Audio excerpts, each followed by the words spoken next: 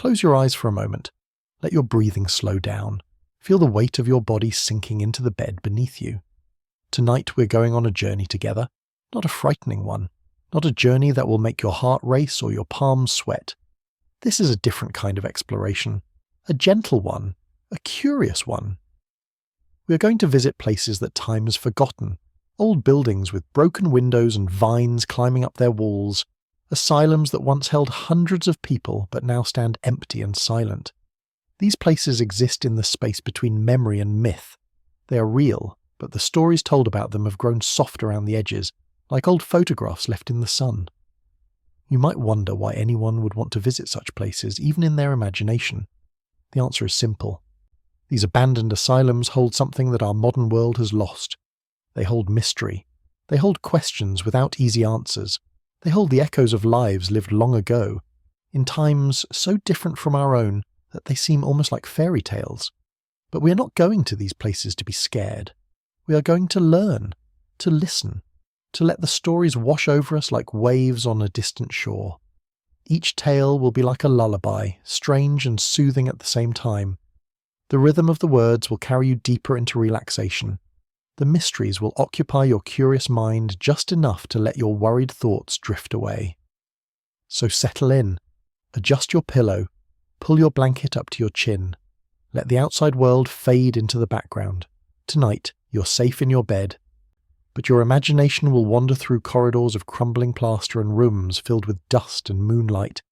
You will hear stories that people have whispered to each other for decades, stories that might be true, stories that might be invented, stories that exist somewhere in between. The abandoned asylums we will visit tonight are scattered across the world. Some are in America, some are in Europe, some are in places you have never heard of. But they all share something in common. They all have legends attached to them. They all have mysteries that no one has ever quite solved. They all have a certain feeling that makes people stop and wonder. As we move through these stories, you will notice that none of them have neat endings. None of them will tie everything up with a bow. That is because the best bedtime stories are the ones that let your mind wander after the words have stopped. The ones that let you drift off while still gently curious. The ones that occupy the space between waking and sleeping. You might hear about doors that open by themselves. You might hear about footsteps in empty hallways. You might hear about strange lights in windows that should be dark. But all of these things will be presented softly, gently, like someone telling you about a dream they once had. Not like someone trying to startle you awake. The people who once lived in these asylums are gone now. Decades have passed. Sometimes a full century has passed. What remains are the buildings themselves and the stories that have grown up around them like wildflowers in an abandoned garden. Some of these stories might have started from real events. Some might be completely invented. Most are probably a mixture of both. That is the nature of urban legends. They grow and change with each telling. Details get added, other details get forgotten. The line between what really happened and what people think happened becomes blurred. And in that blurred space, something interesting emerges. Something that tells us as much about the people telling the stories as it does about the places the stories describe. As you listen tonight, you do not need to decide what is real and what is not. You do not need to solve any mysteries. You do not need to do anything at all except relax and let the words flow over you. Let your breathing slow down. Let your muscles release their tension. Let your mind drift wherever it wants to go. The asylums we will visit were built in different eras. Some were built in the late 1800s. Some were built in the early 1900s. They were built with good intentions, mostly. People believed that isolating those with mental illnesses from the rest of society would help them heal. They believed that fresh air and quiet surroundings would cure troubled minds. Sometimes it worked. Sometimes it did not. The history of mental health treatment is complicated and often sad, but we are not here to judge the past. We are here to observe it, to listen to its echoes, to wonder about the lives that were lived in these enormous buildings that now stand empty. Many of these asylums were built in remote locations, far from cities, far from the noise and bustle of everyday life. They were often surrounded by farmland or forests. The idea was that patients would benefit from the peace and quiet, from the natural beauty, from being away from the stresses that had troubled their minds. But this isolation also meant that the asylums became worlds unto themselves, self-contained communities with their own rules and rhythms, their own cultures, their own secrets, and when they were finally abandoned, those secrets remained locked inside the walls. Now these buildings sit quietly in their remote locations. Nature has begun to reclaim them. Trees grow through broken floors, birds nest in the rafters, rain drips through holes in the roof and creates pools of water on what used to be polished floors. The walls are covered with peeling paint and graffiti left by explorers who have visited in recent years. But despite the decay, despite the vandalism, despite the passage of time, something of the old atmosphere remains. People who visit these places often report feeling it, a certain heaviness in the air, a sense that they are not quite alone, a feeling that the building remembers what happened within its walls, even if the details have been forgotten by everyone else. These feelings give rise to stories, and the stories spread, and soon what was once just an abandoned building becomes something more. It becomes a legend, a place that people talk about in hushed voices, a place that draws the curious and the brave, a place that exists as much in imagination as it does in physical reality. Tonight, we will explore several of these legendary places. We will walk their halls in our minds. We will peer into their empty rooms. We will listen to the stories that have been told about them. And we will do all of this slowly, gently, with the kind of careful attention that makes for good sleep. There is no rush. There is nowhere you need to be. Nothing you need to do. Just listen. Breathe. Let yourself sink deeper into comfort with each passing moment. The stories will unfold at their own pace. Some will be longer, some will be shorter. All will be told in a voice that invites rest rather than excitement. You might find yourself drifting in and out of attention. That is perfectly fine. That is exactly what should happen. The stories are designed to be heard this way. Pieces might slip past you as you begin to fall asleep. Other pieces might lodge in your memory and become part of your dreams. Both outcomes are good. As we begin our journey through these abandoned asylums and their urban legends, remember that you are safe. You are warm, you're comfortable. The world outside your bed can wait until morning. For now, there is only this moment, only these words, only the gentle unfolding of mysteries that have no need to be solved. Let us begin. There is a building on top of a hill in the northeastern part of the country. The hill rises up from flat farmland, visible for miles in every direction. The building that sits on top of this hill is massive. It stretches out in both directions following the curve of the hilltop. Even in ruins, it is impressive. The asylum was built in the late 1800s. It was designed by an architect who believed that buildings could help heal the mind. He incorporated large windows to let in plenty of light. He designed wide corridors that would feel open and airy rather than cramped and institutional. He placed the building on the hilltop specifically so that patients could look out their windows and see for miles. The theory was that beauty and openness would soothe troubled minds, that sunlight and fresh air would cure what dark rooms and confinement could not. For a time, this approach was considered revolutionary, progressive, humane. The asylum opened with great fanfare. Local newspapers covered the opening ceremony. Important people from the state government attended. There were speeches about hope and healing and the bright future of mental health treatment. The building could hold 800 patients. It had its own farm, its own power plant, its own water system. It was like a small city unto itself. For the first few decades, the asylum functioned more or less as intended. Patients worked on the farm. They attended therapy sessions. They took walks on the extensive grounds. Some recovered and went home. Others stayed for years, becoming permanent residents of this hilltop community. But as time went on, things changed. The population grew. What was designed for 800 patients soon held over 2,000. The progressive ideas that guided the asylum's founding gave way to more practical concerns. There were not enough staff, not enough resources, not enough space. The beautiful building on the hill became overcrowded. The wide corridors became congested. The rooms that were meant to hold one patient held 3 or 4. The farm could not produce enough food. The systems began to break down. By the middle of the 20th century, the asylum had become the kind of place its founders would not have recognized. The windows that were supposed to bring in healing light were often kept covered. The grounds that were supposed to provide peaceful walks were often empty, because there was no staff to supervise patients outdoors. The building that was supposed to represent hope had become something else entirely. Then came the shift in how society treated mental illness. New medications were developed. The idea of large institutions fell out of favour. Smaller community-based treatment centres were considered more humane. One by one, the great asylums began to close. The Hilltop Asylum closed in the early 1990s. By then, it housed only a few hundred patients. They were transferred to other facilities. The staff was reassigned or retired. The farm was sold off. The power plant was shut down.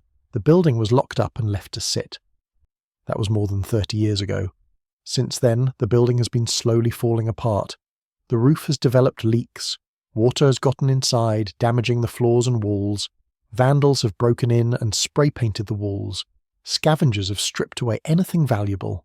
Copper pipes, light fixtures, doorknobs, even some of the bricks. But the building still stands, massive and empty on its hilltop, visible for miles, a landmark that everyone in the area knows, a place that has accumulated stories the way it has accumulated decay. The urban legends about this asylum are numerous. They have been told and retold so many times that it is impossible to know which, if any, started from actual events. But that does not make them any less interesting. The stories exist now independent of their origins. They are part of what the building has become. One of the most common stories involves the fourth floor of the East Wing. People who have explored the abandoned asylum claim that the fourth floor feels different from the rest of the building. Colder, they say. Heavier. The air itself seems thicker, harder to breathe. Visitors report that doors on the fourth floor will close behind them even when there is no wind, even when the door is damaged and should not be able to close at all. They report hearing footsteps in the hallway when they are alone in the building. Slow, shuffling footsteps, like someone walking with difficulty. Some visitors claim to have seen shadows moving in the rooms on the fourth floor, not shadows cast by anything visible. Just darkness that seems to pool in corners and then shift when you're not looking directly at it. These shadows are always peripheral, always glimpsed out of the corner of the eye, never quite solid enough to be certain of. The story goes that the fourth floor of the East Wing was where the most troubled patients were kept, the ones who could not be helped, the ones who were too dangerous to themselves or others to be allowed freedom to wander the grounds. Whether this is true or not is unclear. There are no records easily available. The asylum's files were scattered when it closed. Some were destroyed, some were transferred to state archives. The details have been lost to time, but the story persists, and so does the reputation of the fourth floor. Urban explorers who visit the asylum often dare each other to spend time on the fourth floor, to walk its length, to enter its rooms. Many refuse. Those who do often report feeling uneasy, watched. Some leave quickly, unwilling to stay despite their bravado. Of course, there are logical explanations for these feelings. Old buildings make noises as they settle. As temperature changes, materials expand and contract. Doors can move. Drafts can create cold spots. Shadows can seem to shift in the dim light that filters through dirty windows. Our minds are very good at finding patterns and meaning in random events, especially when we're already expecting something strange to happen. But knowing the logical explanations does not make the feelings go away. People continue to report the same experiences on the fourth floor, the same uneasiness, the same sense of presence. Whether this is because something genuinely unusual is happening, or because the power of suggestion is very strong, does not really matter. The legend has become part of the building itself. Another story about the Hilltop Asylum involves a specific room in the basement. The asylum's basement is extensive, running beneath most of the building. It housed the boiler room, storage areas, and various utility spaces. It also, according to rumour, contained rooms used for treatments that are no longer considered acceptable.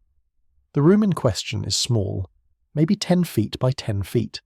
It has a heavy door with a small window at eye level. The window is reinforced with wire mesh.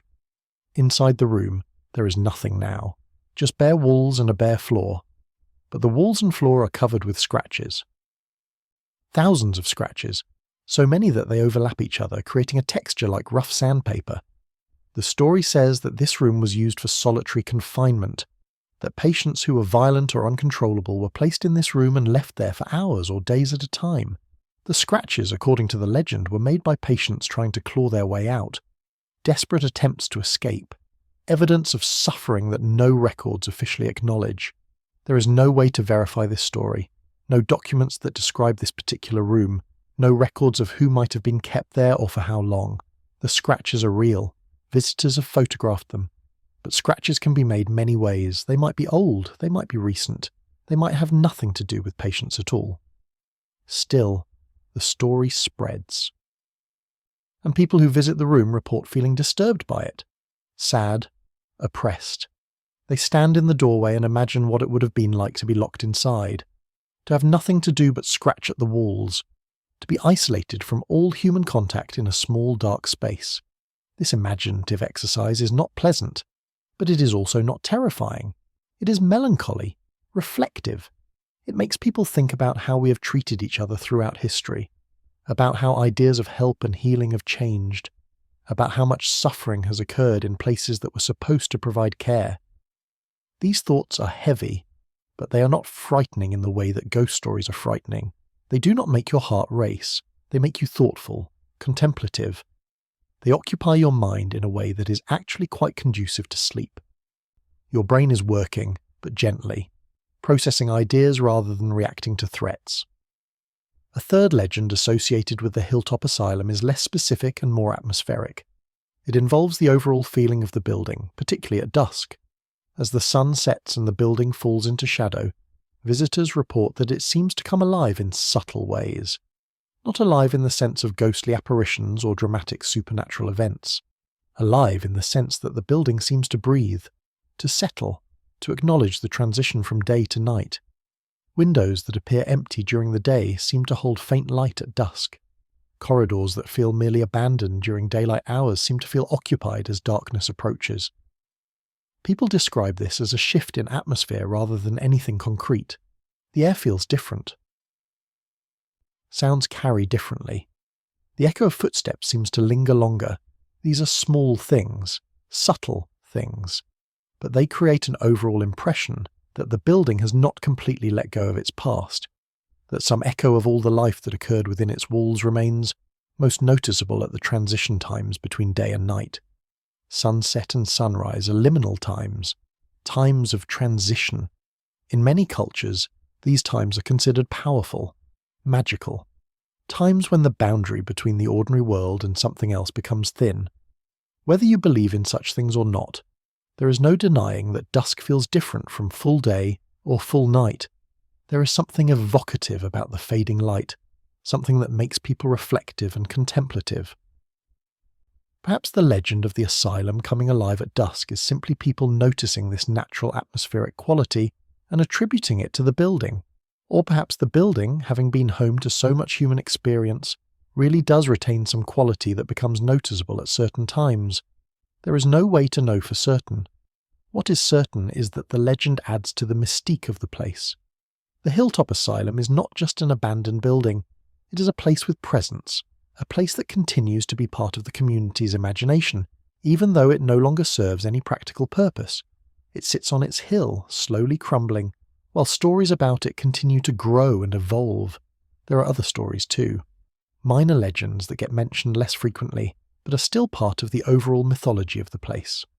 Stories about specific patients who supposedly haunt certain rooms. Stories about staff members who died in accidents and whose presence can still be felt. Stories about underground tunnels that connect different parts of the asylum and where something nameless supposedly dwells. Each story adds a layer. Each retelling changes the details slightly. Over the decades since the asylum closed, it has become less a real place with a real history and more a mythological place, a landmark of the imagination as much as a landmark of the physical world.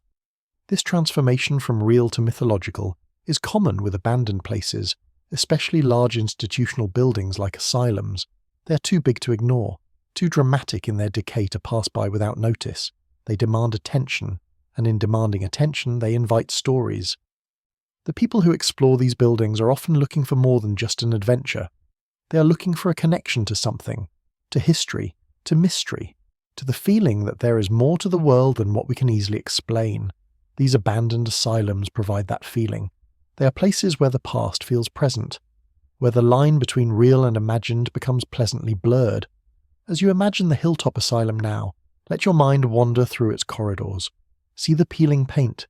See the broken windows with vines growing through them. See the grand staircase at the center of the building, its banister missing, its steps covered with debris. See the light filtering through dirty windows, creating patterns on the floor.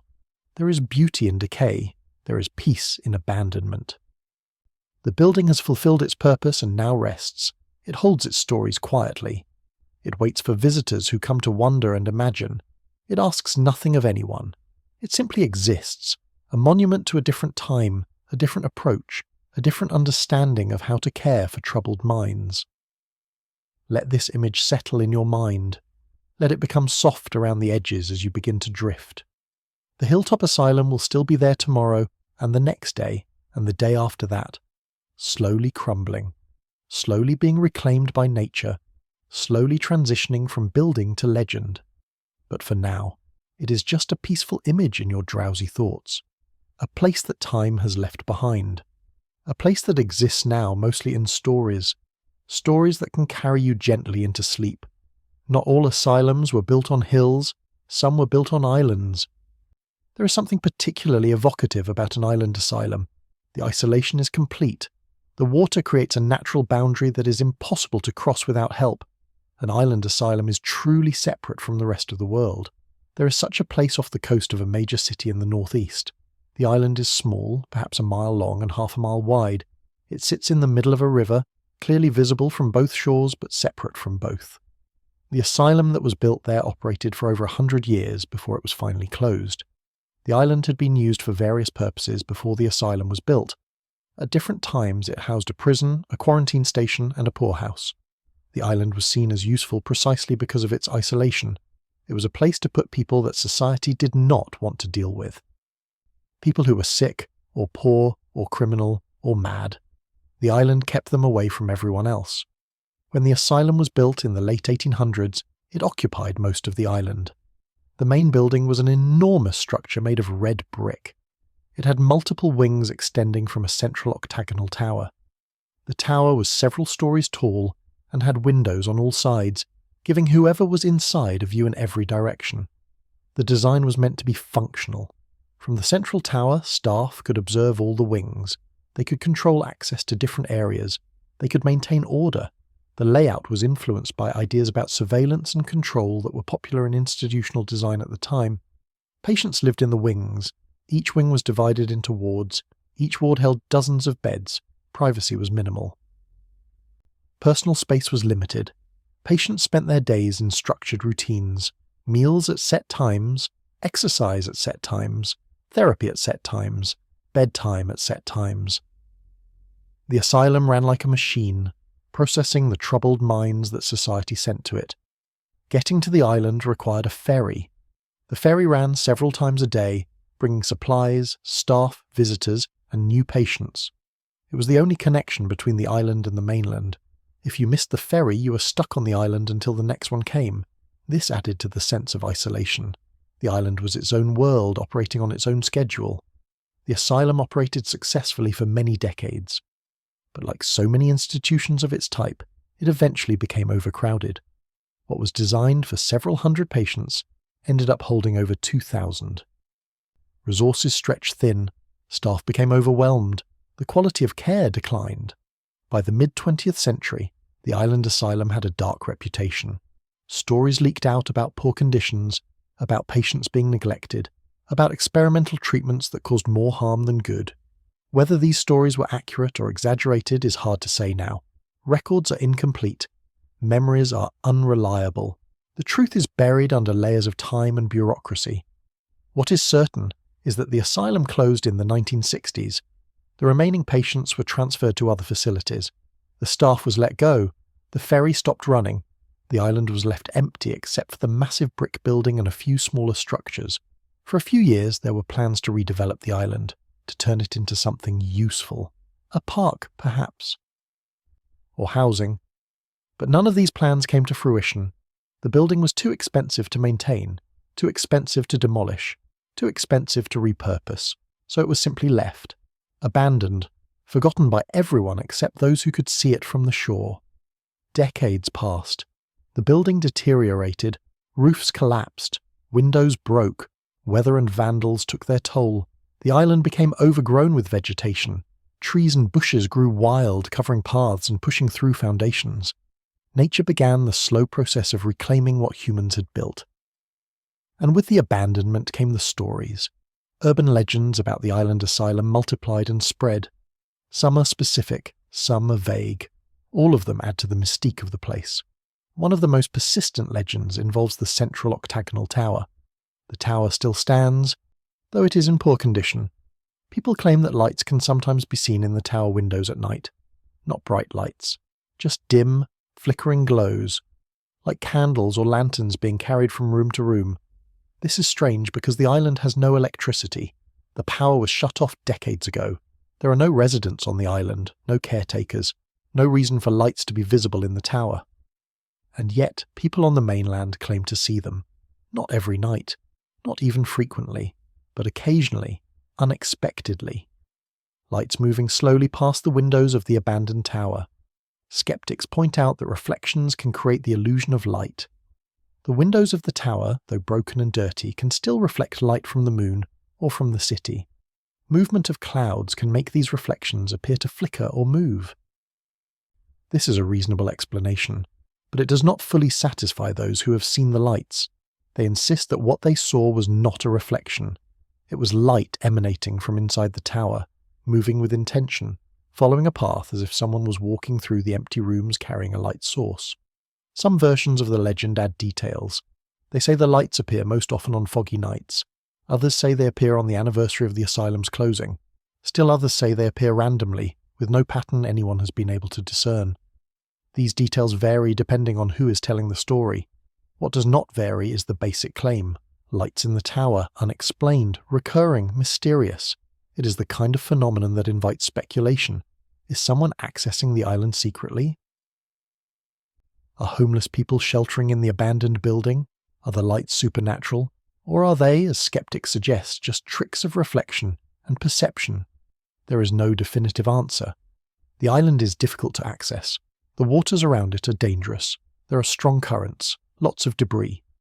Approaching by boat requires skill and caution. Most people content themselves with observing the island from a distance. The mystery of the lights remains unsolved.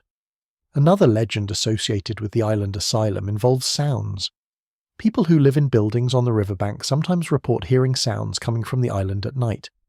Not loud sounds, not the kind of sounds that would wake you from sleep, but sounds that you might notice if you're awake and the world is quiet. They describe these sounds as voices. Not words you can make out, just the murmur of multiple voices talking, like the sound of a crowd having conversations, or the sound you might hear if you stood outside a building where many people were gathered inside. A general hum of human activity. This is particularly strange because the island is abandoned. There should be no voices, no people, no reason for any sound of human activity. And yet, the reports persist. People hear something. They hear it often enough that it becomes a thing they know about, a phenomenon they associate with the island. Some attribute these sounds to the wind. Wind moving through broken windows and empty corridors can create sounds that are almost like voices. Old buildings creak and groan as they settle. These sounds can sometimes resemble human speech, especially if you're primed to hear voices because of the stories you know. Others suggest that the sounds might be coming from boats on the river. Sound travels strangely over water. Voices from people on boats could carry to the shore and seem to come from the island when they actually come from somewhere else. This too is a reasonable explanation, but those who have heard the sounds often reject these explanations. They insist that what they hear is distinct. It comes from the island. It happens most often late at night or in the early morning hours. It has a quality that is different from wind or from voices on boats. They cannot quite describe the quality, but they know it when they hear it. This legend, like the legend of the lights in the tower, is impossible to verify. The sounds are intermittent. They are quiet. By the time you could gather equipment to record them, they have stopped. You're left only with the testimony of those who claim to have heard them, and testimony without evidence is just another story. A third legend about the island asylum is less about specific phenomena and more about feelings. People who have managed to visit the island, either officially or by trespassing, often report that it feels wrong. Not scary necessarily, just wrong. Off, uncomfortable in a way that is hard to articulate. They say the island feels heavy, oppressive. Even though it is outside, even though it is surrounded by water and sky, it does not feel open. It feels closed in, claustrophobic, as if the weight of everything that happened there still lingers in the air. Walking through the ruins of the asylum, visitors report feeling watched. Even though they can see that they are alone, even though there is clearly no one else around, they feel eyes on them. They feel a presence, not hostile, not threatening, just there, observing. These feelings intensify in certain areas. The basement where the utilities and storage were located feels particularly oppressive. The old recreation room, where patients once gathered, feels sad. The wards, with their rows of empty bed frames and rusted fixtures, feel lonely. Each space seems to hold its own emotional quality. Psychologists would explain these feelings as projections. When we know the history of a place, when we know that suffering occurred there, we bring those associations with us. Our minds create the feelings based on our expectations. The island asylum makes us feel sad because we know sad things happened there. We feel watched because we know people were observed constantly when it was operational. We feel oppressed because the place was inherently oppressive by design. This explanation makes sense, but it does not fully account for the consistency of the reports. People who know nothing about the island's history still report feeling uncomfortable there. People who go in skeptical still leave unsettled. There seems to be something about the place that communicates its nature even without prior knowledge. Perhaps it is in the architecture itself.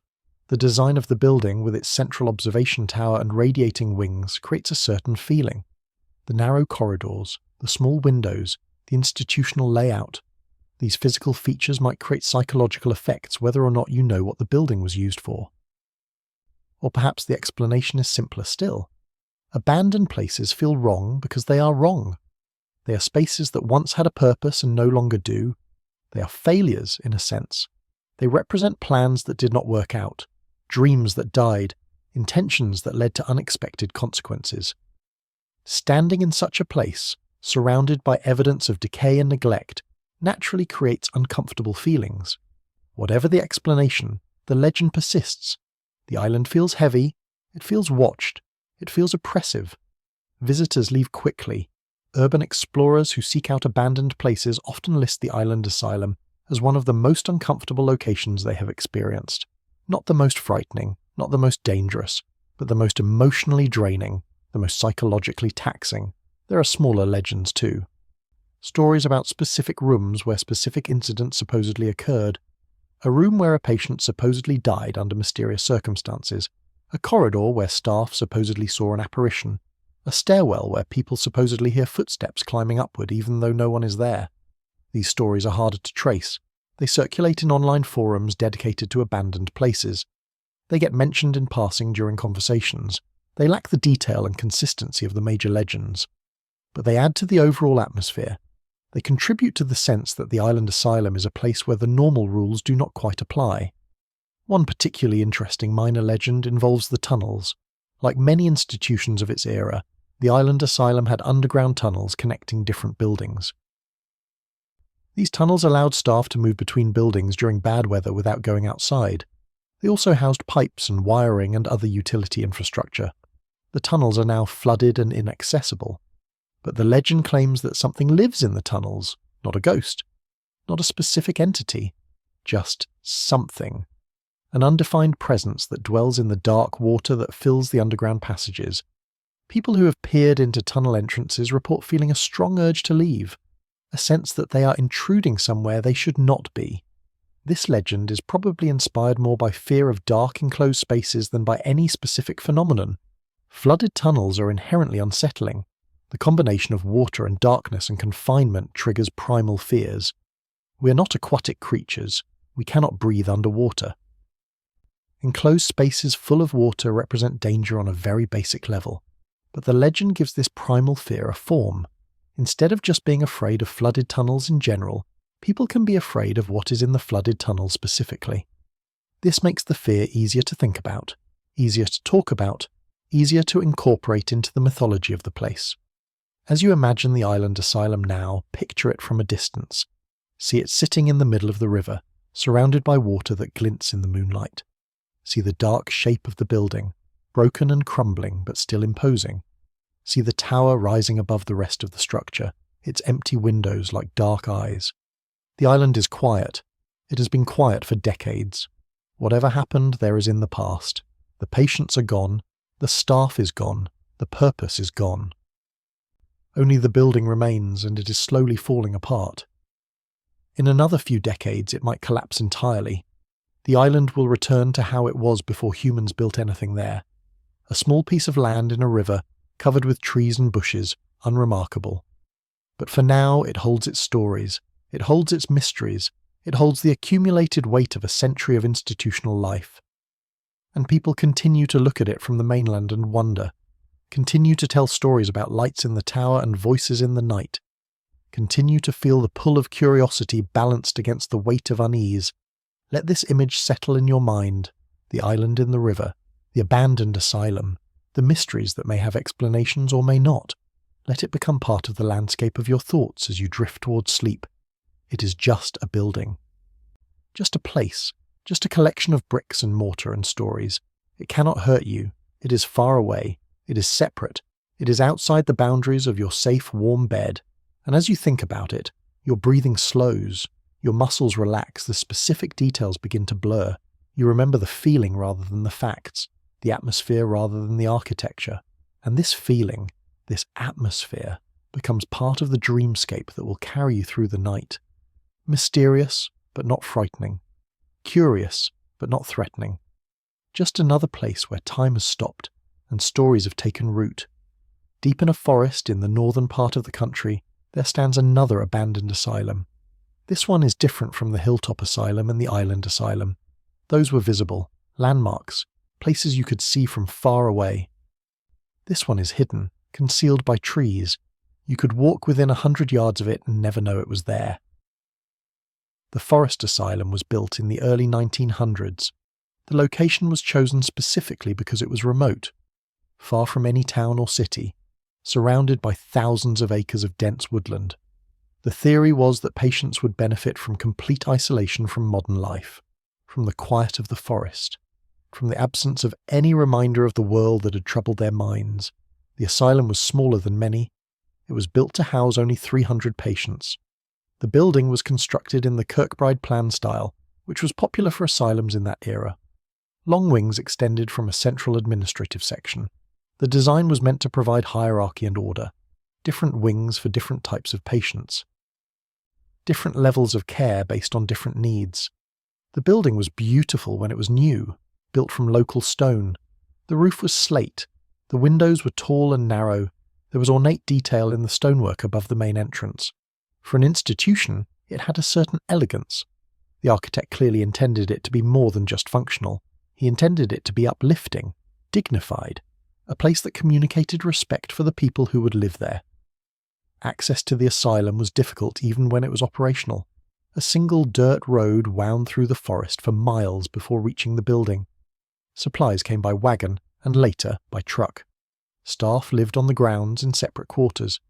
Visitors were rare. The isolation was nearly complete. For patients, this isolation could be both healing and horrible.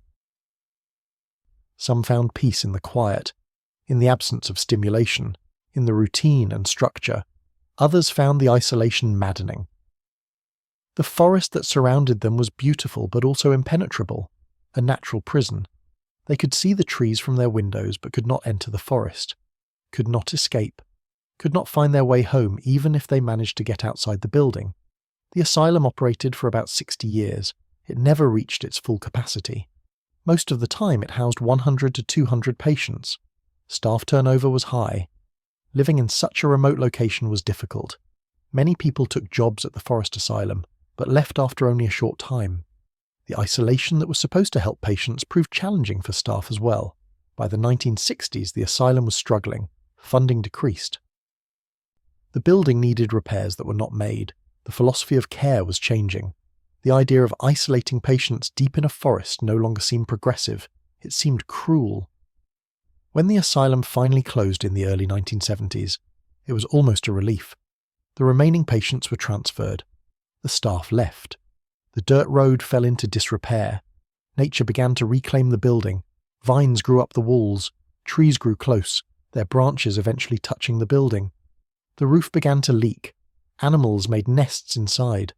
The forest, patient and persistent, began to swallow what humans had built. Now, over 50 years later, the forest asylum is almost completely consumed by nature. Parts of the roof have collapsed. Trees grow inside some of the rooms. The stone walls are covered with moss and lichen. The windows are all broken. The elegant details have been worn away by weather and time. Finding the building requires determination. The dirt road is gone, replaced by an overgrown trail that is easy to miss. You have to know where to look. Even then, it is a hike of several miles through dense forest. No signs point the way. No markers indicate that anything of interest lies ahead. The forest keeps its secret well. Those who do find the forest asylum often describe the experience as surreal. The building emerges from the trees like something from a dream. Its stone walls, though crumbling, still convey a sense of grandeur. Its size surprises. You do not expect to find something so large so deep in the forest. It seems impossible that this was once a functioning institution, that hundreds of people lived here. That there was daily life and routine and all the activities that make a place operational. The silence is profound. Forest sounds, of course. Birds, wind in the trees, small animals moving through the underbrush, but no human sounds. The building itself is silent. It holds no echoes of the life it once contained. Or if it does, they are too faint to hear over the constant whisper of the forest. The urban legends associated with the forest asylum are different from those of other abandoned asylums. They focus less on specific phenomena and more on the journey, on the experience of finding the place, on what happens during the hike through the forest. The most common legend involves getting lost. People who set out to find the forest asylum often report that the journey is more difficult than it should be. They have maps, they have GPS. They know the general direction, but somehow they still get turned around. They still end up walking in circles. They still take much longer to reach the building than seems reasonable. Some attribute this to the natural confusion of forest hiking. Dense woods all look similar. It is easy to become disoriented. Easy to think you are walking in a straight line when you are actually veering off course.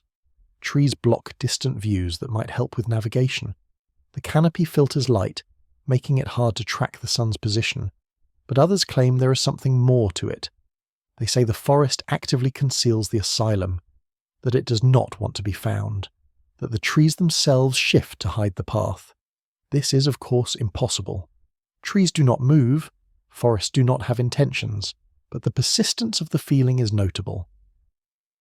Many people independently report the same sense that the forest is hindering their search. Those who successfully find the asylum often report an abrupt discovery. They are walking through ordinary forest, making slow progress, beginning to doubt they will ever find it. And then suddenly, without warning, the building is there, right in front of them, as if it appeared out of nowhere. As if the forest finally decided to allow them to see what it had been hiding. This abrupt discovery is probably just a function of the dense trees blocking the view until you are very close.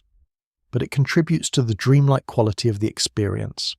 The feeling that you have crossed some threshold, that you have entered a different space, that normal rules no longer quite apply. A second legend involves time. People who visit the forest asylum often report that time seems to move strangely while they are there. They think they have been exploring for an hour and discover that several hours have passed, or they feel like they have been there for many hours and find that only a short time has gone by. This is disorienting, troubling. It makes people question their perception. It adds to the sense that something about the place is not quite right.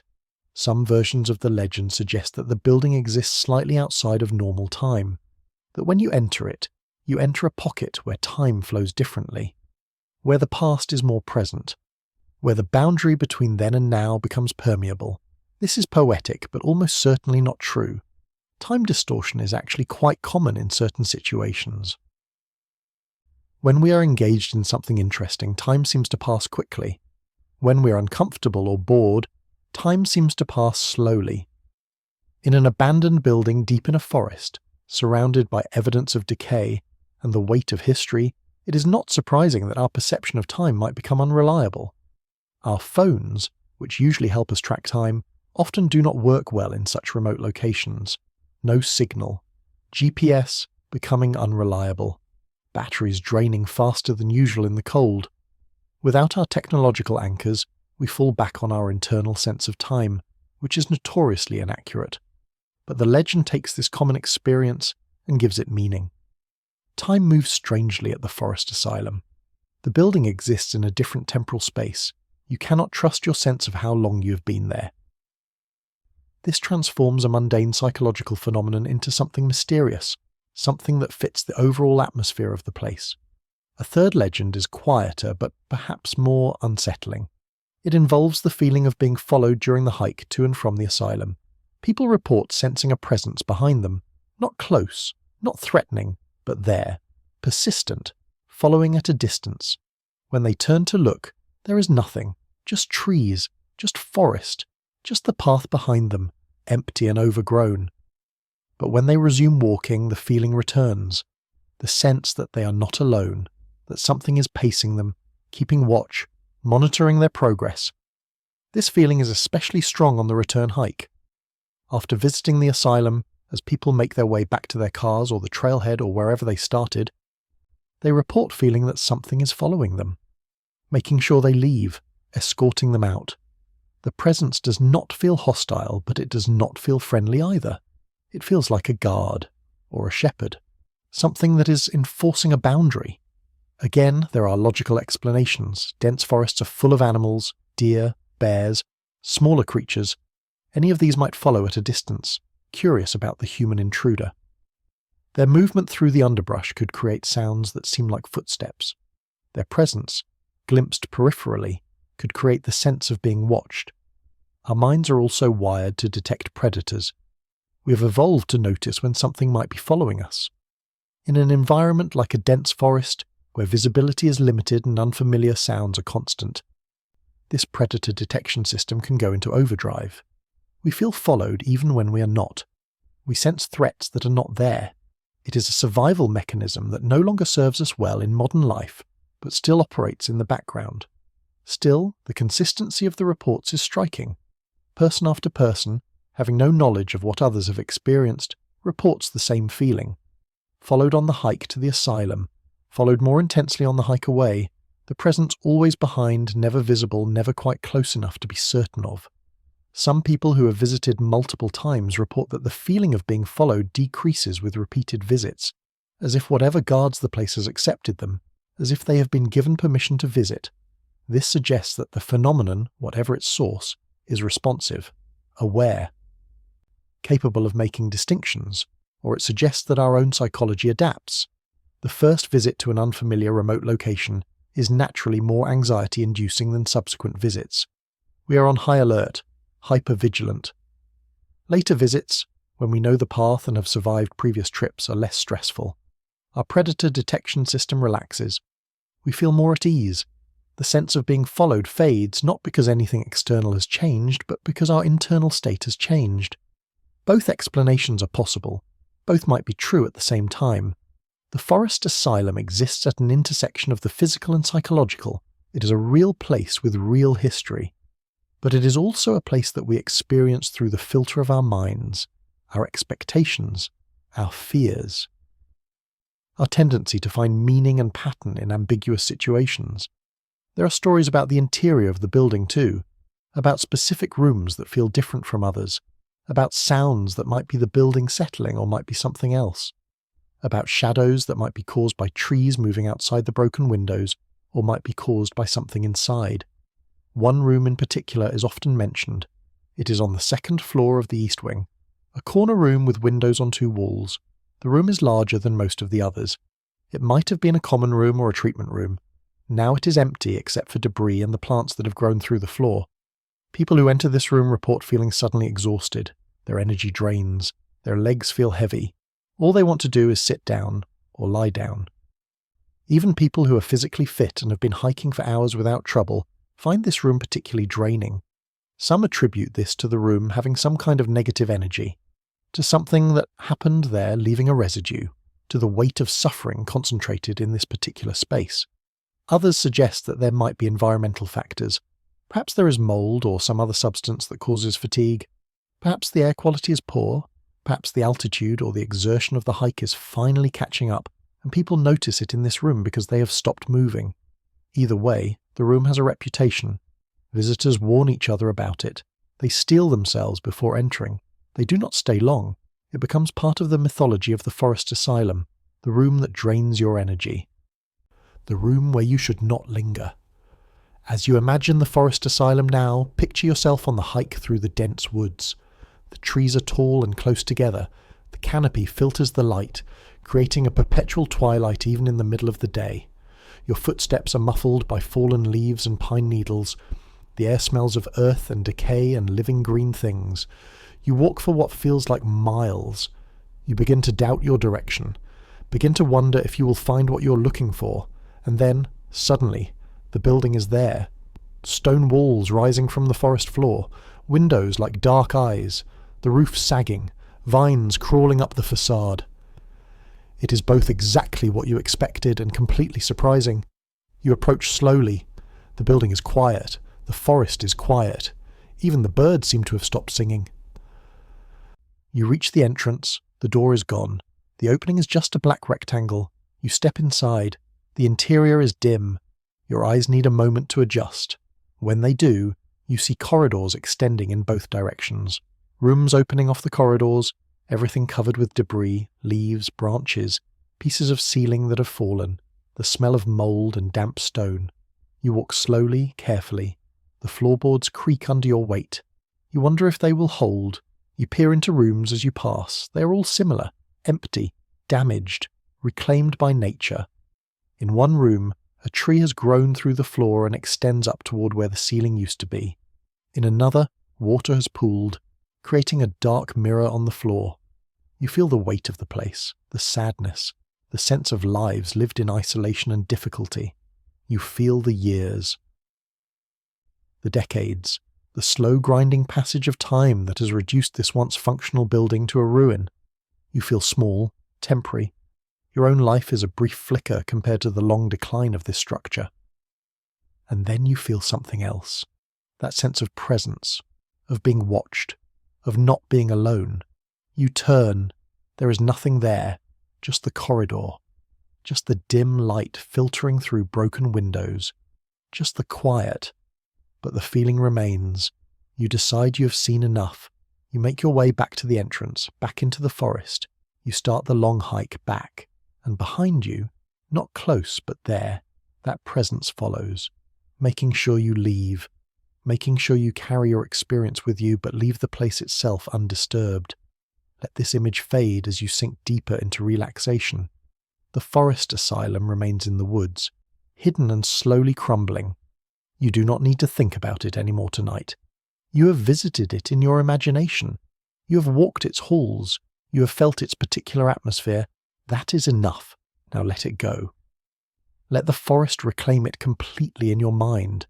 Let it become just a vague memory of stone and trees and silence. Let your thoughts drift to something else or to nothing at all. Let sleep find you as the Forest Asylum fades into the background of your consciousness, just another place where time has stopped and nature has resumed its patient work. Some abandoned asylums are known by the name they had when they were operational. Others acquire new names after they close, names given by the people who explore them, names that reflect their current state rather than their original purpose. This next asylum has had many names over its long history. It was built in the middle 1800s in a rural area that is now part of a sprawling suburb. When it was built, it was truly in the countryside, miles from the nearest town, surrounded by farmland. The perfect isolated location for an institution meant to separate the mentally ill from society. The original name was simple and descriptive. It referenced the county and the purpose. But over the years, as the institution expanded and its mission changed, the name changed too. Additional buildings were added. New wings were constructed. What started as a simple asylum for a few hundred patients became a complex housing thousands. With each expansion came a new name, sometimes official, sometimes unofficial. By the time the asylum closed in the late 20th century, it had been called at least 5 different names. People who had worked there at different times knew it by different names. Former patients, when they spoke of it at all, used the name that was current during their time there. Now, in abandonment, it has even more names. Urban explorers call it by nicknames. Local residents have their own name for it. Historical societies use the original name. The result is confusion. The same building is referred to many different ways. It is hard to know if people are talking about the same place, unless you listen carefully to the details. This multiplicity of names is part of what makes the place interesting. It is as if the building has had many identities, many lives. Each name represents a different era, a different understanding of what the place was supposed to be, a different relationship between the institution and the society it served. The current state of the building, or rather buildings, reflects this layered history. The original structure still stands, though it is in poor condition. Around it and connected to it are the various additions built over the decades. Each addition is in a different architectural style. Each reflects the fashion and philosophy of its time. Walking through the complex is like walking through a museum of institutional architecture. Here is a wing built in the ornate style of the Victorian era. Here is a wing built in the stark, functional style of the early 20th century. Here is a wing built in the brutalist concrete style of the 1960s. They are all connected, but they do not match. They do not form a coherent whole. The result is a strange, disjointed complex that seems to have grown organically without plan. The asylum closed in phases. Some buildings were abandoned first, others continued to operate even as decay set in around them. The last building to close did so relatively recently, in the early 2000s, but by then most of the complex had already been empty for years. Parts of it had been empty for decades. This staggered closing means that different buildings are in different states of decay. Some are total ruins, others are merely neglected. You can see the timeline of abandonment in the physical state of the structures. The oldest abandoned buildings are barely standing. The most recently closed buildings still have intact windows and functional doors. The urban legends associated with this asylum are as varied as its names. Different stories are told about different buildings. Different phenomena are reported in different wings. It is almost as if each section of the complex has its own mythology. The oldest building, the original asylum structure, is said to be the most haunted. This is predictable. The oldest building has the longest history, the most accumulated human experience, the most deaths, the most suffering. If any building in the complex were to be haunted, conventional wisdom suggests it would be this one. People report the usual phenomena: footsteps in empty corridors, doors that open and close, cold spots, the feeling of being watched. These reports are so common in abandoned asylums that they are almost cliché. But they are reported consistently enough that they cannot be dismissed entirely. One specific phenomenon is unusual, though. Multiple people have reported seeing shadows cast on walls where no person or object exists to cast them. Not vague shadows that could be caused by tricks of light. Distinct shadows. Shadow of a person standing, shadow of a person walking. But when you look, there is no one there to create the shadow. This is deeply unsettling. We understand how shadows work. They are created by objects blocking light. If there is a shadow, there must be something creating it. When there is not, when the shadow exists independently, it violates our understanding of how the physical world operates. It is wrong in a fundamental way. Skeptics suggest that these shadow reports are misperceptions, that people are seeing shadows cast by something but not noticing what is casting them, that their attention is drawn to the shadow but not to its source. This is possible. Our perception is selective.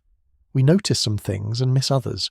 A shadow might capture our attention while the person or object creating it goes unnoticed.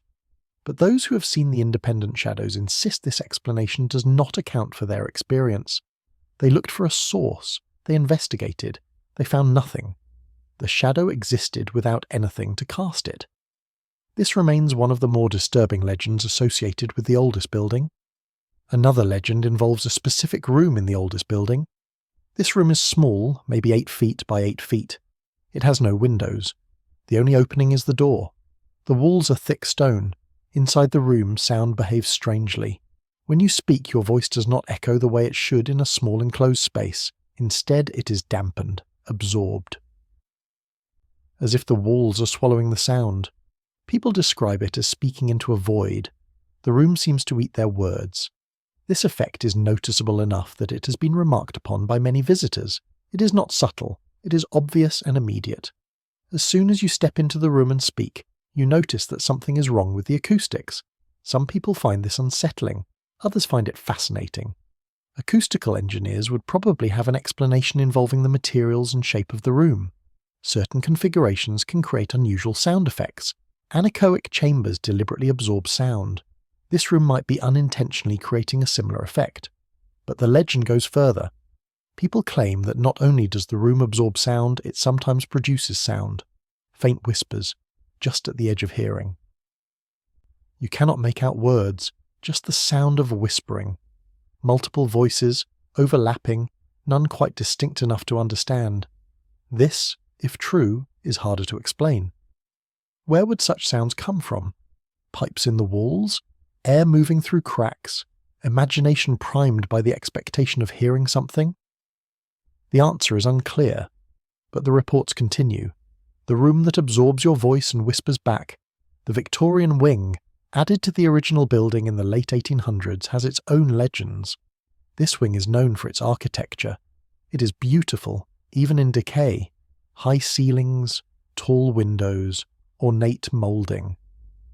It was built during a time when people believed that beauty could heal, that surrounding patients with pleasant aesthetics would soothe their troubled minds. The primary legend associated with this wing involves music. People claim to hear music playing faintly in the distance. Not modern music, old music, the kind of music that might have been played when the wing was new.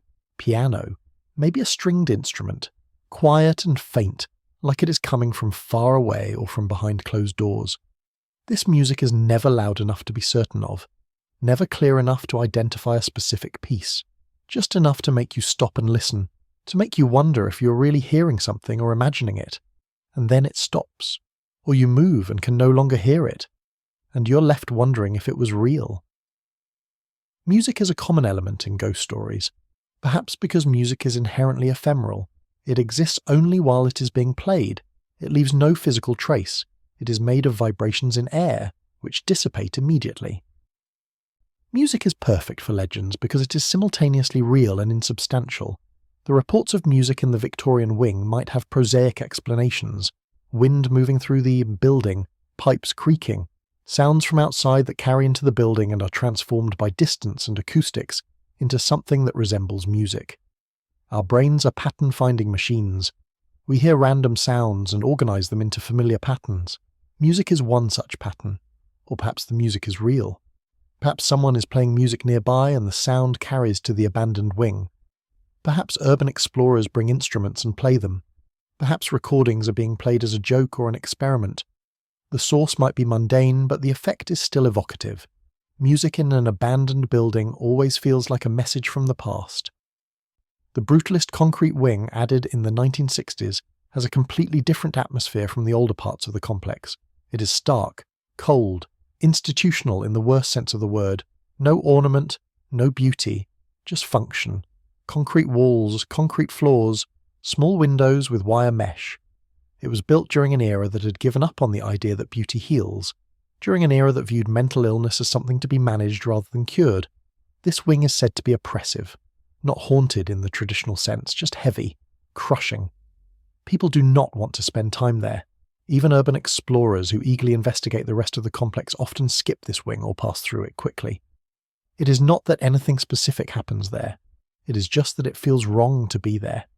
The atmosphere is too heavy, too dark, too sad. This reaction is probably aesthetic. The brutalist style is divisive. Many people find it ugly, depressing. In an abandoned state, with dirt and graffiti and decay, it becomes even more unpleasant. The concrete that was supposed to be modern and clean now looks like a prison. The small windows that were supposed to be functional now make the space feel like a bunker. But some visitors insist it is more than aesthetics. They claim the wing feels actively hostile, that it does not want them there, that they feel pushed out. This is, of course, a personification. Buildings do not want anything, but the intensity of the feeling is notable. The brutalist wing inspires strong negative reactions in a way that the other wings do not. One specific legend involves the stairwell in the brutalist wing. This stairwell connects all 5 floors of the wing. It is a narrow concrete shaft with metal stairs. The only light comes from small windows at each landing. It is dim and echoing and claustrophobic. People who climb this stairwell report feeling dizzy, disoriented. They lose track of which floor they are on. They think they're going up but find themselves going down. They think they have climbed 3 floors but have only climbed 1. The stairwell seems to distort perception in a way that other stairwells in the complex do not. This effect might be physical. Something about the design might affect balance or spatial orientation. The repetitive nature of the stairwell might make it hard to track progress. The dim light might affect depth perception. These are all possible explanations, but the legend adds a sinister element. It claims that people sometimes become so disoriented in the stairwell that they panic. They feel trapped, unable to find the exit, going up and down the same flights of stairs without reaching a door.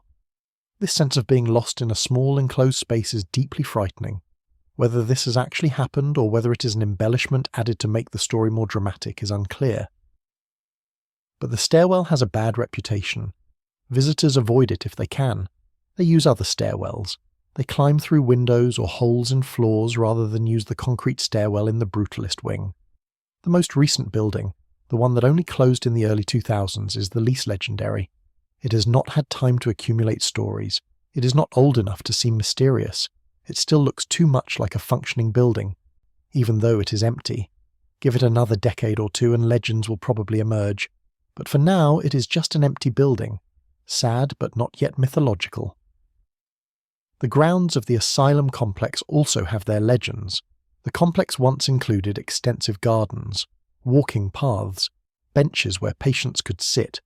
These grounds were meant to be therapeutic, peaceful, a place where patients could spend time outside in pleasant surroundings. Now the grounds are overgrown. The gardens have gone wild. The paths are barely visible under weeds and grass. The benches have rotted or been removed. But people who walk the grounds report strange experiences. Some claim to see figures in the overgrowth, people standing at the edge of the woods, people sitting on benches that no longer exist. These figures are always at a distance, always partially obscured. When you try to approach, they are gone. Were they really there? Were they other explorers? Were they homeless people sheltering on the grounds? Or were they something else entirely? Others report hearing laughter. Not frightening laughter, just ordinary laughter. The sound of people enjoying themselves outside on a nice day. This is jarring because the grounds are abandoned. There should be no one there enjoying themselves. The contrast between the sound and the reality creates cognitive dissonance. Again, logical explanations exist. Sound from nearby properties could carry to the asylum grounds. People do sometimes visit for various reasons. Homeless people do shelter there. Curious teenagers do explore. The figures and sounds might all have mundane sources, but the consistency of the reports is interesting. Many people independently describe similar experiences. They hear laughter. They see figures at a distance. They have the sense that the grounds are not as empty as they appear. This consistency suggests either a common external cause or a common psychological response to the environment. Either way, it is part of the legend. There is one more legend associated with this asylum. It involves the tunnels. Like many large institutions, this asylum has underground tunnels connecting the various buildings. These tunnels allowed staff to move between buildings during bad weather. They also housed utilities, pipes, wiring, heating ducts. The tunnels are extensive. They branch and intersect. Some are tall enough to walk upright. Others require crouching or crawling. Some are relatively clean and maintained. Others are flooded or collapsed. Navigating the tunnels is difficult even with a map. Without one, it would be easy to become lost. The legend claims that people have become lost in the tunnels, that they entered intending to explore and never came back out, that their bodies are still down there somewhere, in some flooded section or collapsed passage, that if you listen carefully in the tunnels you can hear them, still trying to find the way out, still calling for help. This legend is dark, darker than most asylum legends. It speaks to a primal fear of being trapped underground, of dying alone in the dark, of being forgotten. It is the kind of story that makes you think twice before entering the tunnels. Is it true? Have people died in the tunnels? There is no evidence, no missing person reports associated with the asylum, no discoveries of bodies. The story seems to be entirely apocryphal, created to add drama to the tunnels, to give them a sense of danger, but it is effective. The tunnels are already unpleasant, dark, confined, sometimes wet. The story makes them genuinely frightening. It transforms them from an interesting feature to explore into something to be avoided. urban explorers who are brave enough to go almost anywhere sometimes draw the line at the tunnels of this asylum.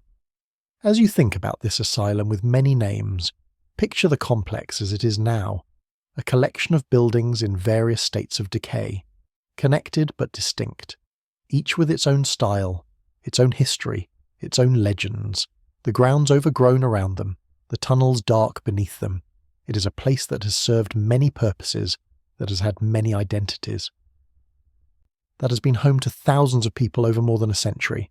Now it serves no purpose. It has no identity except the one created by stories. It is home only to memories and legends and the occasional curious explorer. Let this image fade. Let the asylum with many names become just one more abandoned place in your drowsy thoughts. Its stories have been told. Its mysteries have been presented. There is nothing more you need to know tonight. Let it all become soft and distant. Let sleep pull you away from these places and into dreams of your own. Not all asylums housed adults. Some were built specifically for children. This fact is particularly sad to contemplate. Children with mental illnesses or developmental disabilities, children whose families could not care for them or chose not to. Children who spent their formative years in institutions rather than homes. There is such a place in the Mid-Atlantic region, a large building that once housed over 1,000 children. It operated from the early 1900s until the late 1980s. Nearly a century of children passing through its doors. Some stayed for years, some for their entire childhoods. Some died there and are buried in the cemetery on the grounds. The building is imposing. Red brick, 5 stories tall, long wings extending from a central section. It was built on a hill overlooking a river. The location was chosen for its beauty. The belief was that beautiful surroundings would benefit the children, that they would find peace looking out at the river and the trees, but beauty cannot make up for institutionalization, for being separated from family. For living in a place with hundreds of other children and a small overworked staff, for following strict schedules and rigid rules, for growing up without the softness and flexibility that children need. The children's asylum tried to be humane. There were classrooms where children received education. There were playrooms with toys. There were outdoor areas where children could run and play. The staff genuinely tried to provide care, but there were too many children and not enough resources. The care, despite good intentions, was often inadequate. As medical understanding improved and attitudes changed, the population of the children's asylum decreased. Fewer children were institutionalized. More were kept with their families and provided support services. The large institutions fell out of favor. By the time the children's asylum closed, it housed only a few dozen children. The massive building was mostly empty. After closure, the building sat empty for a few years. There were plans to convert it to another use, perhaps apartments, perhaps office space. But the building was in poor condition. Renovating it would be expensive. The plans fell through. The building remained empty. Now it has been empty for over 30 years. It is in serious decline. Much of the roof has collapsed. Water damage is extensive. Floors are unsafe. Walls are crumbling. Trees have grown up close to the building and in some cases through it. Nature is reclaiming the structure where children once lived. The urban legends associated with the children's asylum are different from those of adult asylums. They focus on the children, on their presence, on the sense that some part of them remains in the building, not frightening, not threatening, just there. Echoes of the 1,000 children who grew up within these walls. The most common report involves the sound of children playing. Explorers who visit the abandoned asylum often report hearing the sounds of children at play. Laughter, shouting, running footsteps, the general happy noise of children enjoying themselves. This is particularly common near the old playrooms and outdoor play areas. This is, at first hearing, a pleasant phenomenon. Children playing sounds happy. But in the context of an abandoned building where no children have been for decades, it becomes unsettling. The contrast between the joyful sound and the sad reality creates dissonance. The children are gone. The laughter should not remain. But people insist they hear it. Skeptics point out that sound from neighbouring properties might carry to the abandoned asylum. There might be schools or playgrounds nearby. The sound of real children playing right now could create the illusion of ghostly children playing from the past. This is reasonable. But some visitors report hearing the sounds inside the building, in interior rooms where external sounds would not penetrate, in the basement, in stairwells, in places where no sound from outside should reach, and the quality of the sound, they insist, is not quite right. It is muffled, distant, like a recording played at low volume, like a memory of sound rather than sound itself.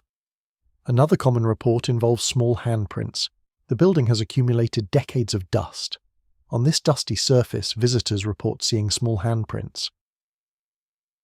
Child-sized handprints, on walls, on windows, on doors, always small, always at the height a child would reach. These handprints are probably made by actual children, trespassing teenagers, children of urban explorers who bring their kids along. The handprints are real but contemporary, not remnants from the past. This is the most logical explanation. But some of the handprints appear in places that are difficult to access, high on walls, in rooms where the floor has collapsed, in areas where it would be dangerous for a child to go. And some appear overnight. Explorers who visit the building report that areas they photographed one day, showing no handprints, show handprints the next day, as if someone, or something, is adding them between visits. This is probably evidence of other visitors rather than anything paranormal. Urban exploration is popular. Many people visit abandoned sites. The handprints could be made by anyone at any time. The fact that they appear between visits just means that other people visited in between. This is mundane but accurate. Still, the handprints contribute to the atmosphere. They are a reminder that this was a place for children, that children lived here, that their presence in some form is still evident. Whether the handprints are paranormal or not, they serve a purpose. They keep the memory of the children alive. They prevent the building from being just another abandoned structure. They make it specifically a place where children once were. The third phenomenon involves toys. The building was stripped of most items when it closed. Furniture, equipment, most personal items, but occasionally explorers report finding toys. A doll in a corner, a small car under a radiator, a ball in a closet. These toys are old. They date to the era when the asylum was operational. They are remnants, objects that were overlooked or left behind. Finding these toys is poignant. Each one represents a child who was once here, who once held this object, who once found comfort or joy in this small thing. The toys are often in poor condition, dirty, broken, faded, but they remain. Physical evidence of lives lived long ago. Some visitors report that these toys move, that they find a toy in one location during one visit and in a different location during another visit, that toys appear in areas they have already searched, that a doll lying face down will be sitting upright the next time they pass. Again, the logical explanation is that other visitors are moving these objects. Urban explorers often rearrange things. Some do it thoughtfully, creating little scenes or displays. Others do it carelessly, just picking things up and putting them down elsewhere. The building receives many visitors. Any of them could be moving the toys, but the legend insists that the toys move on their own, that the children who once played with them still interact with them, that in some way the boundary between past and present is thin in this building, that objects from the past can still be affected by the presence that remains. This is a gentle legend, not frightening, just sad and sweet at the same time. The idea that children might still be playing with their old toys, that some part of their experience continues. It is a way of refusing to let them be completely forgotten, a way of insisting that they mattered, that they still matter. The most specific legend associated with the children's asylum involves a particular room on the 3rd floor. This room is larger than most. It has windows on 2 walls providing good light. It was likely a classroom or a common room, a place where children would have gathered for lessons or activities. In this room, visitors report seeing a figure, always described the same way, a small figure, child-sized, standing near one of the windows looking out. The figure is not solid, it is translucent, hazy, more like a suggestion of a person than an actual person. It never moves, never turns, just stands at the window, looking out at the river below. This apparition, if that is what it is seen most often at dusk, as the light is fading, in that liminal time between day and night. It is never seen in bright daylight or full darkness, only during the transition. Those who have seen it describe feeling no fear, no sense of threat, only sadness. The figure seems lonely, waiting, looking for something that never comes, perhaps looking for family, perhaps looking for freedom, perhaps looking at nothing in particular, just existing in a state of patient melancholy. This legend is more specific than most. It has consistent details, the same room, the same appearance, the same time of day. This consistency makes it more compelling. When many different people report the same phenomenon independently, it suggests that something is actually being perceived. Whether that something is paranormal or has a natural explanation is open to debate. Skeptics suggest that the figure is a trick of light. Shadows cast by trees outside the window, reflections in the remaining glass, the human tendency to see faces and figures in random patterns. During dusk, when light is low and uncertain, these tricks of perception are more likely. Our brains fill in gaps, they create meaning from ambiguity. A shadow becomes a figure, a reflection becomes a child. But those who have seen the figure insist it is not a trick. They describe it too clearly, too consistently. They say it has a presence, that you can sense it even before you see it, that the room feels different when it is there, heavier, more charged, as if the air itself knows something is happening. Whether the figure is real or not, it has become central to the mythology of the children's asylum. People visit specifically hoping to see it. They bring cameras. They come at dusk. They wait in the third-floor room watching the windows. Most see nothing, but some claim success. Some capture photos that show blurred shapes, anomalies. Nothing definitive, but enough to fuel continued belief. The cemetery on the grounds of the children's asylum deserves mention. It is small and poorly maintained. Headstones are simple. Many just have numbers instead of names. These mark the graves of children who died while institutionalized, children whose families did not claim their bodies, children who were buried here, on the grounds of the place where they lived and died. This cemetery is heartbreaking to visit. Rows of small graves, many unmarked or marked only with a number, evidence of lives that were not valued as they should have been, evidence of children who died forgotten. Who remain forgotten except by those who seek out this sad place. The legends associated with the cemetery are respectful, gentle. People report feeling welcomed there. As if the children buried there appreciate being remembered, appreciate that someone still visits, still acknowledges that they existed. Some visitors leave small toys or trinkets on the graves. This is a common practice in children's cemeteries, a way of honouring the dead, a gesture that says we remember you, we know you were here, you mattered. The items are usually removed eventually, either by maintenance workers or by weather, but new items appear regularly. The practice continues. Visitors to the cemetery report feeling peaceful there, despite the sadness. They report feeling that their presence is appreciated, that sitting quietly among the graves is a service. A kindness, that the children rest easier knowing they have not been completely forgotten. This is, of course, projection. We have no way of knowing what the dead experience, if anything, but the feeling is consistent. People leave the cemetery feeling that they have done something good, that they have participated in an act of remembrance that matters, and whether or not the children's spirits are aware, the living are changed by the experience. They carry the memory of these forgotten children with them. They tell others. They keep the story alive. The children's asylum also has stories about photographs. People who visit and take photos often report that their images show anomalies, orbs of light, blurred figures, faces in windows where no one was standing. These photographic anomalies are common in abandoned places, and skeptics have many explanations for them.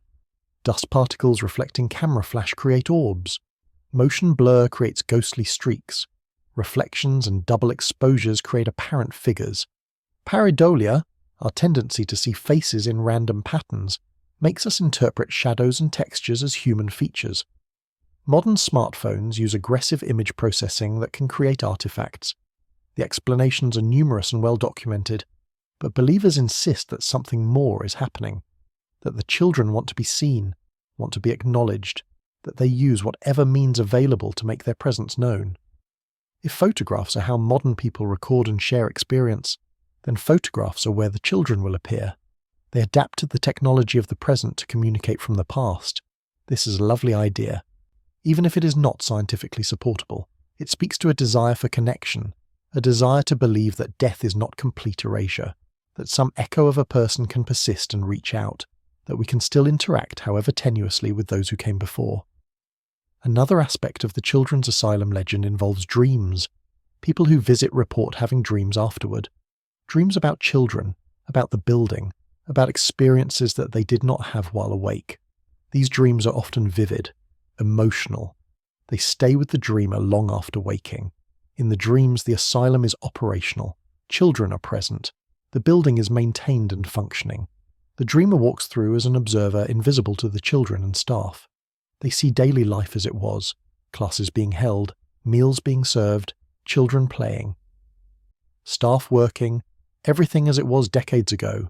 These dreams feel different from normal dreams, more real, more coherent, like memories rather than dreams. The dreamer wakes with a sense of having actually visited the past, of having witnessed something true, of having been given a glimpse across time. Of course, these dreams are probably just the brain processing the experience of visiting an evocative place. The dreamer's mind combines their knowledge of the history with their impressions of the building and creates a narrative. Dreams are always assemblages of memory, imagination, and unconscious processing. There is nothing paranormal about dreaming of a place you recently visited, but the dreamers often feel differently. They feel they have been given a gift, a chance to see the children as they were. Not as tragic figures in a sad story, but as real children living their lives, making the best of their circumstances, finding moments of joy even in an institutional setting. The dreams humanize the children, make them more than just victims or ghosts, make them people with full, complex experiences. These dreams are another way the legend functions. It is not just about what happens in the building, it is about what happens in the minds of those who visit. The building affects people, changes them, makes them think about things they might not otherwise consider, makes them feel compassion for people they never knew and who have been gone for decades. This is the real purpose of these urban legends. They are not really about determining what is paranormal and what is explainable. They are about creating meaning, about insisting that these places and the people who inhabited them matter, about refusing to let them be completely forgotten. As you think about the children's asylum now, let your mind rest on the third-floor room, the one with windows overlooking the river. Evening is falling. The light is soft and uncertain. You stand in the doorway looking in. The room is empty, dusty, damaged. The floor is covered with debris. The walls are stained and peeling. But the windows still frame the view of the river. The water reflects the fading light. Trees along the bank are dark silhouettes. You watch the window. You wait. You breathe slowly and evenly. The room is quiet. The whole building is quiet. Just the small sounds of an old structure settling, the whisper of wind through broken windows, the distant sound of birds, and then, maybe, just maybe, you see something. A subtle darkening near the window, a suggestion of a small shape. Not quite there, not quite absent. Something that might be a trick of the light. Something that might be an echo of the past. Something that stands at the window looking out at the river, waiting for something that will never come. You watch for a moment longer, and then you turn away. You leave the room, you walk down the corridor, you descend the stairs, you exit the building. The evening air is cool and fresh. The building behind you is just a building, dark and empty and slowly crumbling. But you carry something with you, a feeling, a sadness, a sense of connection to people you never knew, to children who grew up in that building, who looked out those windows, who hoped and feared and dreamed, who lived lives that were harder than they should have been, who deserve to be remembered. Let this feeling settle gently in your mind. Let it be there without being heavy. The children's asylum has its legends, its stories, its ghosts, real or imagined. They will continue whether you think about them or not. For now, let them fade into the background. Let your thoughts drift to other things or to nothing at all. The night is quiet. Your bed is comfortable. Sleep is close. The abandoned asylums we have visited exist far from here. They are separate from your life. Their stories are interesting but not urgent, not threatening. Just stories that exist in the world. Stories that you now know. Stories that can carry you gently into sleep as they fade from active thought into the landscape of dreams. High in the mountains, far from any major city, there sits another abandoned asylum. The location was chosen for its altitude. The belief was that mountain air would be beneficial for patients, that the clean, thin air at high elevation would have healing properties. That being surrounded by natural beauty would calm troubled minds. The asylum was built in the early 1900s. Getting building materials up the mountain was an enormous challenge. Everything had to be brought by wagon along rough mountain roads. The construction took years, but when it was finished, the result was impressive. A large stone building that seemed to grow out of the mountain itself. The asylum could house 500 patients. It had its own water system drawing from mountain springs. It had its own power generation. It was designed to be self-sufficient because supply runs from the valleys below were difficult, especially in winter. During heavy snow, the asylum could be cut off from the outside world for weeks at a time. This isolation was both therapeutic and problematic. Patients benefited from the peace and natural beauty. But they also had no connection to the outside world. No visits from family who could not make the difficult journey. No possibility of leaving even for those who improved. The mountain asylum was a world unto itself, self-contained, cut off, separate. Staff who worked at the mountain asylum often stayed for years. Living arrangements were provided on the grounds. It was easier to stay than to make the difficult journey up and down the mountain regularly. A community developed. Staff married each other. Children were born and raised on the asylum grounds. A small school was established for these children. The mountain asylum became not just an institution, but a small village. Patients also stayed for years. Most arrived at the mountain asylum and never left. They died there and were buried in the cemetery on the grounds. The graveyard grew over the decades, hundreds of graves, all with simple markers, all looking out over the mountain valleys below. The asylum operated successfully for about 60 years. But by the 1970s, the isolation that had once been considered therapeutic was seen as inhumane. Patients needed connection to the outside world. They needed access to better medical facilities. They needed to be part of society rather than hidden away in the mountains. The decision was made to close the mountain asylum. The remaining patients were transferred to facilities at lower elevations. The staff was given notice. The self-contained community that had existed for decades was dismantled. By the late 1970s, the building was empty. The plan was to sell the property. But there were few buyers for a large isolated building high in the mountains. Access was still difficult. Maintaining the place would be expensive. The building sat empty year after year. Decades passed. Nature began to reclaim it. Now, nearly 50 years after closing, the mountain asylum is in ruins. The roof has largely collapsed. Snow and ice have done tremendous damage. The walls are crumbling. Trees grow through the floors.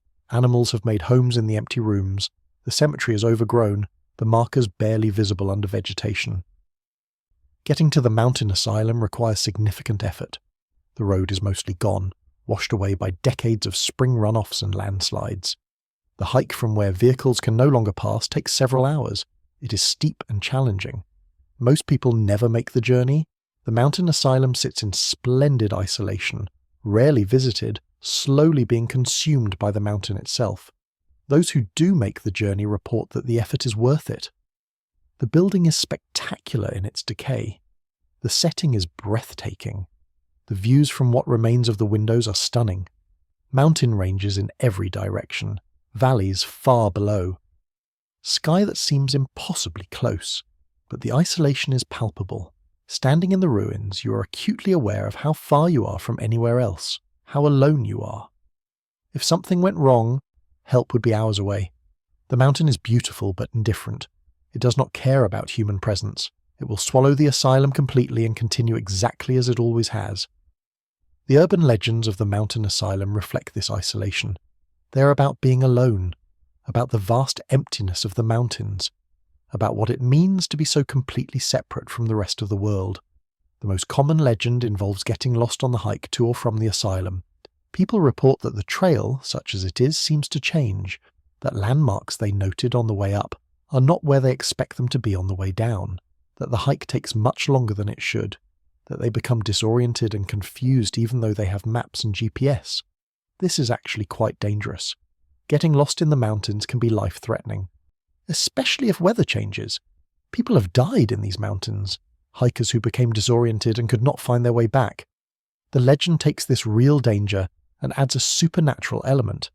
The mountain itself does not want visitors. It actively conceals the asylum. It confuses those who seek it. Of course, mountains are genuinely disorienting. Trails are often unclear. Landmarks look different from different angles. GPS can be unreliable in steep terrain. Weather can roll in quickly and reduce visibility.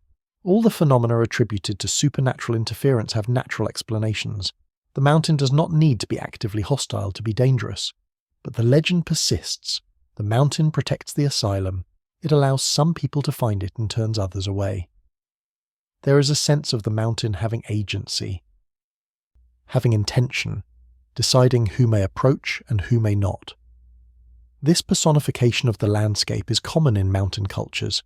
Mountains have always inspired awe and stories of supernatural power. A second legend involves the wind. The mountain asylum is exposed to strong winds. It sits on a high ridge with no protection. When wind blows through the ruins, it creates sound, howling, whistling. The building acts like an enormous instrument with wind playing it. But people report that the sounds are more than just wind. They hear what sounds like voices, crying, calling, words that are almost but not quite intelligible, as if the wind is carrying messages, as if something is using the wind to communicate. This is atmospheric and evocative. Wind through ruins always sounds eerie. Our pattern-seeking brains try to make sense of the sounds. They hear wind and interpret voices. This is a well-documented phenomenon. We are so attuned to human voices that we find them even when they are not there. But those who have experienced the sounds insist they are more than random wind noise. There is structure to them, pattern, almost language, almost meaning. Standing in the ruins with wind rushing through, you can almost understand what is being said, but not quite. It remains just out of reach, frustrating, tantalizing. A message you cannot quite receive. Some visitors report that the sounds are loudest near the old patient wards, that they diminish in other parts of the building. This might be because the wards have more broken windows and openings for wind to move through. Or it might be, as the legend suggests, because this is where the patients were, where the most life occurred, where the most emotional energy accumulated, where something might remain that wants to be heard. A third legend involves the cemetery. The graveyard is difficult to find now. It is heavily overgrown. The markers are mostly hidden by vegetation, but people who search for it and find it report strange experiences. The most common report is about temperature. The cemetery feels colder than it should, even on warm days, even in direct sunlight. There is a chill that settles over you when you enter the graveyard. Not a sharp cold, a subtle coolness, as if the air itself is different there. This might be explained by elevation and local geography. The cemetery might be in a spot where cold air settles, where shadow falls earlier and stays longer, where temperature genuinely is lower than in surrounding areas. Microclimates exist, small areas with different conditions than their immediate surroundings, but visitors interpret the cold as something else, as a sign of presence, of the dead being aware of the living, of the boundary between worlds being thin in this high, remote place. The cold becomes evidence rather than coincidence, proof that something is here beyond just old graves and wilderness. Another phenomenon reported in the cemetery is about birds, specifically the absence of birds. The cemetery is silent. No bird calls, no insects, no animal sounds, just silence. This is striking because the surrounding forest is full of life, full of sound, but the cemetery is quiet. This might be because of the dense vegetation. Overgrown areas can actually reduce wildlife activity. Animals prefer habitat with more structure, or perhaps there is something about the cemetery that animals avoid. A smell, a quality of the soil, something that has nothing to do with the supernatural but that creates an observable effect. The legend, of course, attributes the silence to the dead.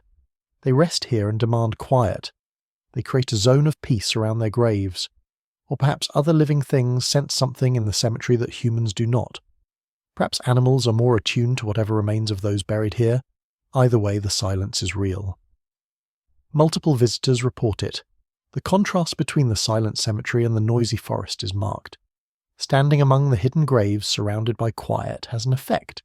It makes you aware of the dead in a visceral way, makes their presence undeniable, whether supernatural or not. A fourth legend about the mountain asylum involves lights. Despite having no electricity, despite being abandoned for decades, the building sometimes shows lights at night. Hikers camping in the valleys below occasionally report seeing lights in the windows of the asylum. Faint glows, flickering, moving from room to room. This is similar to legends about other asylums. Unexplained lights are a common feature of abandoned building mythology. In the case of the mountain asylum, the lights are particularly mysterious because the location is so remote. There is no reason for anyone to be there. No caretakers, no nearby residents, no through traffic. Skeptics suggest that the lights are reflections, moonlight, starlight, perhaps distant lights from valleys below reflecting in remaining glass. Or perhaps other hikers or campers with flashlights or lanterns, perhaps researchers or photographers who have made the difficult journey and are working inside the building. But the lights are reported even on cloudy nights when there is no moon, even when no one is known to be in the area, even when conditions make reflection unlikely. The phenomenon resists easy explanation. Something is creating the appearance of light in the abandoned building. What the something is remains unclear. Some versions of the legend add details. They say the lights appear most often in winter, that they move in patterns suggesting someone walking a route, that they are accompanied by the sound of bells. This last detail is particularly interesting. Several independent reports mention bells, a faint ringing that carries down from the mountain, not loud, not close, just audible. The asylum did have bells. They were used to mark times, to call patients to meals, to signal the start and end of activities. The bells were removed when the asylum closed, but perhaps some remained. Perhaps wind moves them. Perhaps they are still attached somewhere and occasionally ring when conditions are right. Or perhaps the sound of bells is auditory pareidolia, a natural sound being interpreted as something familiar. Wind through metal structures, rocks clicking together, something that resembles bells enough that our brains categorize it as bells. We hear what we expect to hear. We know asylums had bells. We hear something bell-like. We conclude we are hearing asylum bells. The mountain asylum also has legends about specific rooms. As with other asylums, certain spaces within the building are said to feel different, to have distinct atmospheres, to be more or less comfortable, more or less active. One room that is often mentioned is on the top floor, a corner room with windows on two walls. The room would have had spectacular views when the building was operational. Mountain ranges visible in every direction. Sky all around. It must have been the most beautiful room in the building. Now the room is in ruins, the floor is unstable, the ceiling is mostly gone. Rain and snow have destroyed everything inside. But people who carefully enter this room report a sense of peace, of calm, of rightness. Despite the decay, despite the danger, the room feels good, welcoming, restful. Some suggest this room was used for patients who were improving, that it was a reward. A place to spend time when you were getting better, that the positive associations accumulated over the years and somehow persist, that the room remembers being a place of hope. Others suggest the feeling has nothing to do with history, that the room simply has qualities that humans find pleasing. The open windows, the light, the views. Even in ruins, these qualities affect us. We respond to space and light and vista in predictable ways. This room has all three. Of course it feels good. Either way, the room is popular among those who make the journey to the mountain asylum. They seek it out. They spend time there despite the obvious danger of the unstable floor. They take photographs. They sit and look out at the mountains. They feel something they cannot quite name. Something that makes the difficult hike worthwhile. At the opposite end of the spectrum is a room in the basement. The basement of the mountain asylum is largely intact. Built into the mountain itself, it has been protected from weather, but it is dark, cold, damp. The air is bad. It smells of mold and decay. One particular room in the basement is said to be unbearable. People who enter it immediately want to leave. They feel nauseated, dizzy, oppressed. Some report feeling a presence that is actively hostile, that wants them gone, that pushes them toward the door. This room has no identifying features. It is not marked. There is nothing to indicate what it was used for. It is just a room. But the feeling inside is consistent and strong. Multiple visitors report the same experience. The room is wrong. Stay in it and you will become ill. Leave immediately. Skeptics point out that basements in abandoned buildings can have serious air quality issues: mold, radon, lack of oxygen, carbon dioxide accumulation. Any of these could cause the physical symptoms reported. The feeling of presence and hostility could be the brain's way of interpreting these physical sensations.